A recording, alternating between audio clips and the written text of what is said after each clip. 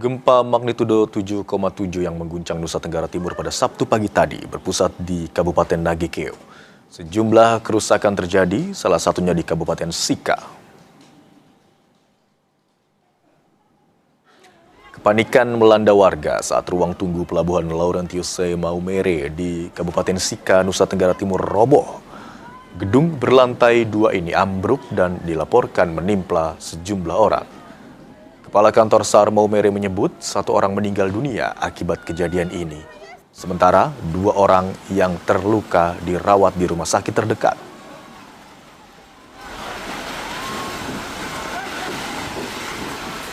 Baik, dapat kami sampaikan terkait dengan gempa yang terjadi di 7,7 skala Richter. Untuk di Maumere sendiri dampaknya adalah satu gedung terminal pelabuhan Elsai mengalami runtuh dengan korban 3 orang korban, 2 korban dalam keadaan luka-luka, 1 korban dalam keadaan meninggal.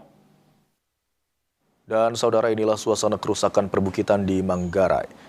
Warga tidak bisa melanjutkan perjalanan dari Mang karena akses di perbukitan ini tertutup longsor. Inilah visual bukit di sekitar Kuatruteng, Kabupaten Manggarai, Nusa Tenggara Timur, yang longsor terdampak getaran gempa magnitudo 7,7. Bukit di wilayah Kabupaten Manggarai ini longsor menutupi akses jalan. Warga sekitar perbukitan di arah Ruteng, Manggarai, NTT yang ingin melanjutkan perjalanan terjebak, tidak bisa melanjutkan perjalanan keluar Kabupaten Manggarai.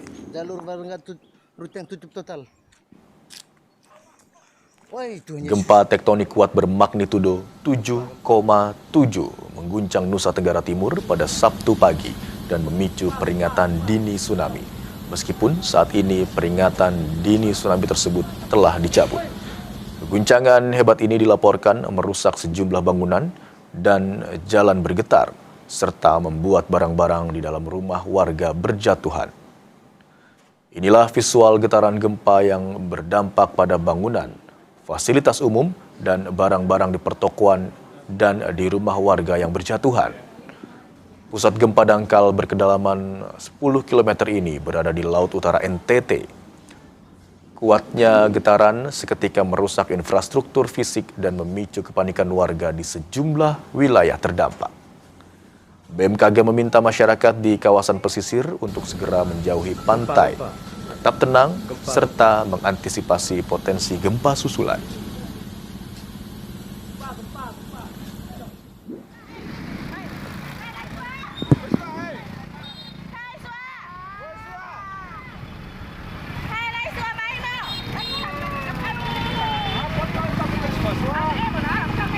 Selengkapnya untuk informasi terkini kita sudah terhubung dengan jurnalis Kompas TV Tifal Solesa dan juru kamera Adini Anissa.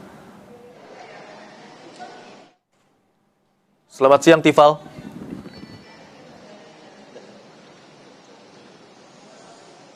Selamat siang Tifal, bisa mendengar suara saya di studio? Terdengar dengan jelas, Imran. Baik, Tifal, Anda saat ini berada di gedung BMKG begitu ya. Update apa yang Anda dapatkan di sana, Tifal? Silakan.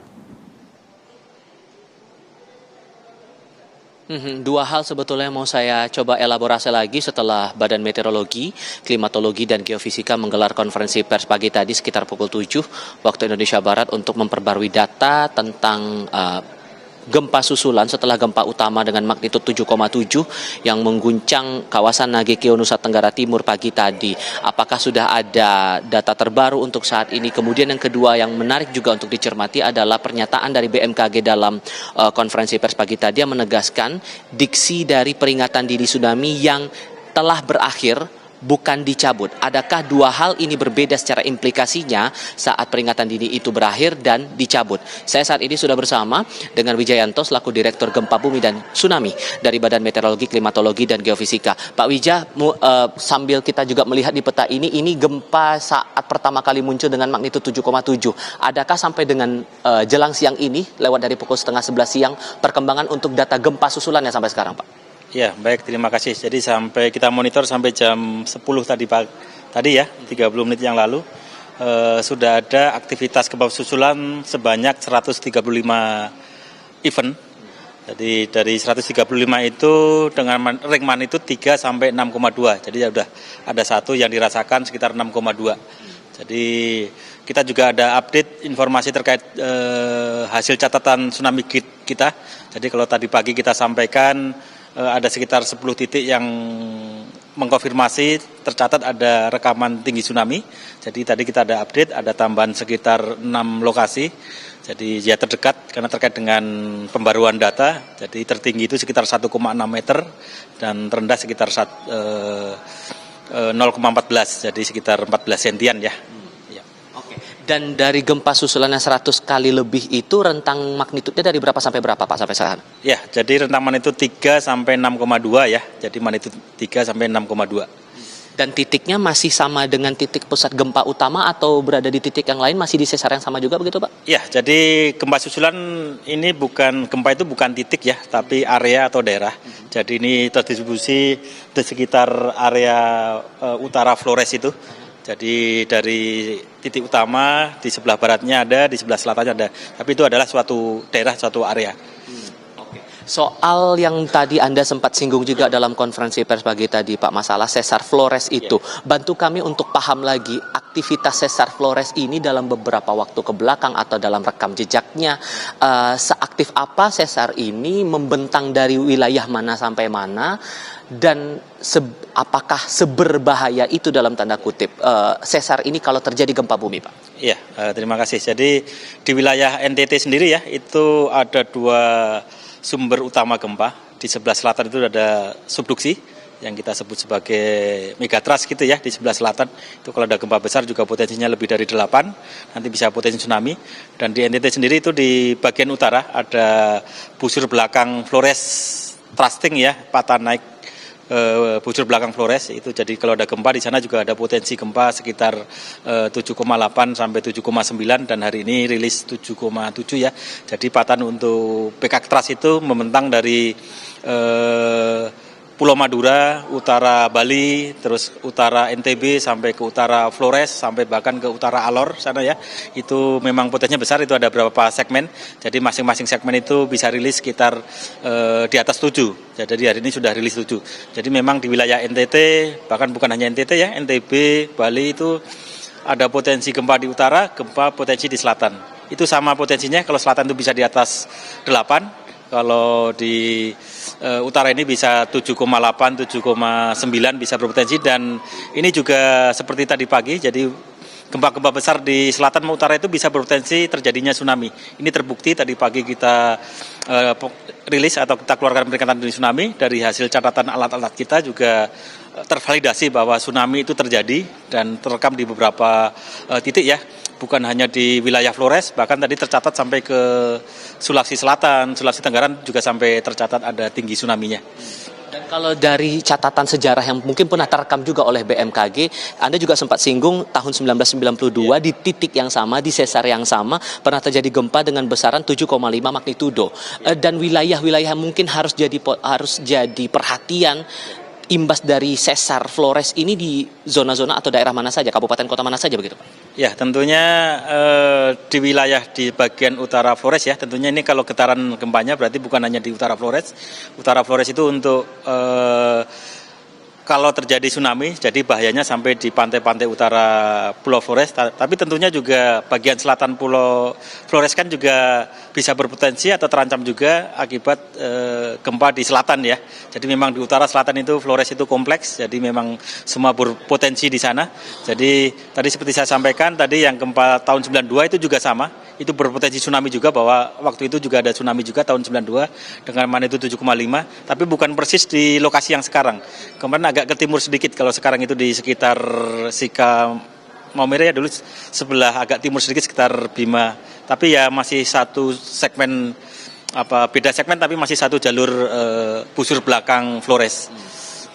Kalau kemudian didiksikan, dibahasakan berbahaya atau tidak, bagaimana menjelaskan itu? Ya, jadi utamanya kan kalau gempa-gempa di busur belakang kan biasanya gempa dangkal ya.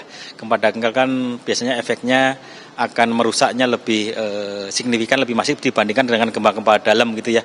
Dan ini lokasinya sangat dekat dengan daratan, walaupun dia tadi gempanya di laut, tapi kan lebih mendekat ke daratan ya, jadi gempa di darat berarti dekat dengan pemukiman, dekat dengan infrastruktur.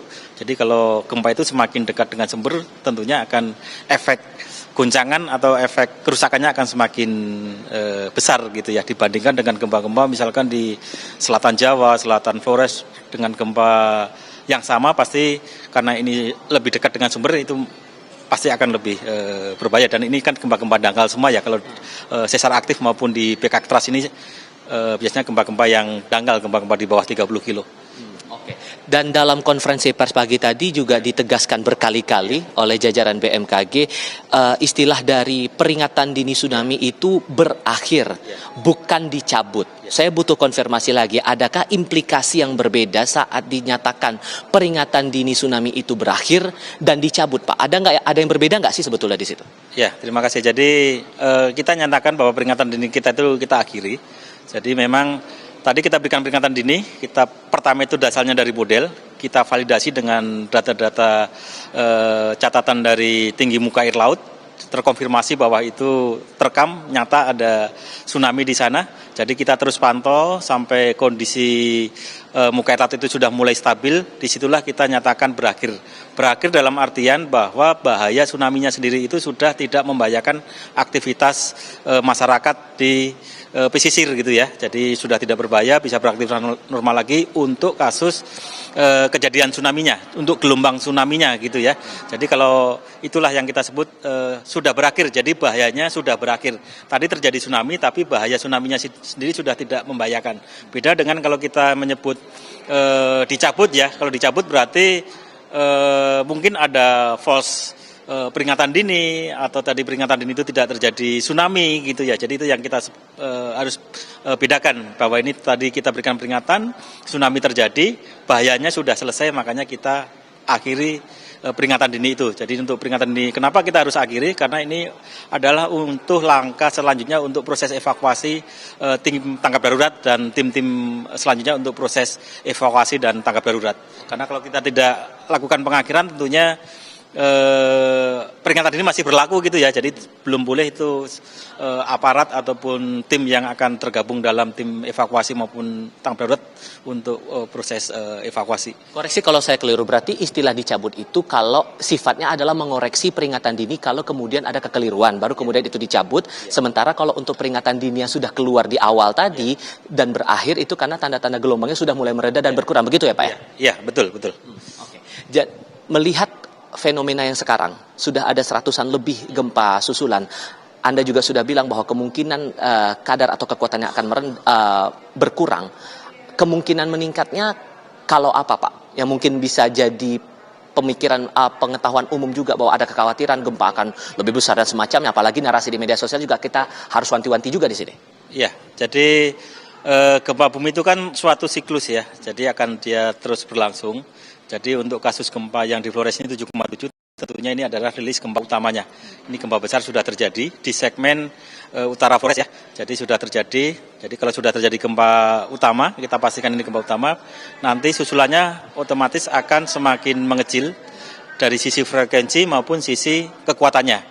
Adapun nanti misalkan akan terjadi, kan saya bilang tadi bahwa di sebelah utara Pulau NTT ini ya, utara Pulau NTB ini kan membentang dari Madura sampai Alor itu ada patahan, tapi tentunya nanti misalkan ada rilis gempa, bukan di segmen ini lagi, kemungkinan ada di segmen yang lain ya gitu ya.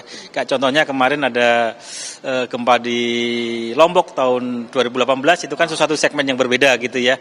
Dan tadi saya sampaikan yang gempa tahun 92 itu juga segmen yang berbeda, tentunya nanti ada segmen-segmen yang akan rilis. Ya, tentunya nanti masyarakat tidak perlu panik atau terlalu berlebihan gitu ya untuk menanggapi isu gempa ini. Jadi tentunya tetap BMKG akan terus memonitor aktivitas dan kita pastikan bahwa biasanya nanti aktivitas gempa susulan itu semakin mereda, semakin meluruh. Tapi juga kita pasti pantau, biasanya kalau gempa-gempa di atas 7 bisa berhari-hari ya, bukan hanya hari ini, mungkin besok atau semingguan itu masih akan ada dirasakan aktivitas kegempaannya. Pak Wijayanto, terima kasih banyak sudah berbagi informasi untuk Kompas TV kali ini. Setidaknya dalam laporan terakhir yang disampaikan Badan Nasional Penanggulangan Bencana, sejauh ini baru dilaporkan 2 orang meninggal dunia, tapi dari BNPB masih akan memverifikasi data ini kembali.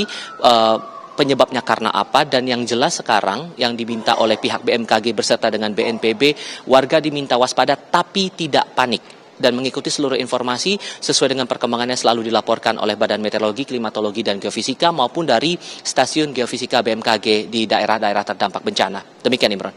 Baik, yang perlu ditekankan adalah saat ini peringatan dini tsunami telah diakhiri, bukan dicabut, bahwa tadi memang telah terekam terjadinya gelombang tinggi di beberapa wilayah. Begitu ya, Tifal. Dari penjelasan Pak Wijayanto juga tadi mengatakan bahwa saat ini arti diakhiri peringatan dini tsunami tersebut adalah bahwa kondisi muka air laut saat ini sudah stabil dan aktivitas gelombangnya sudah dinyatakan tidak berbahaya lagi untuk wilayah pesisir. Terima kasih atas laporan Anda, jurnalis Kompas TV, Tifal Solesa, yang melaporkan dari kantor BMKG. Dan saudara, breaking news Kompas TV akan kembali usai jeda. Tetaplah bersama kami.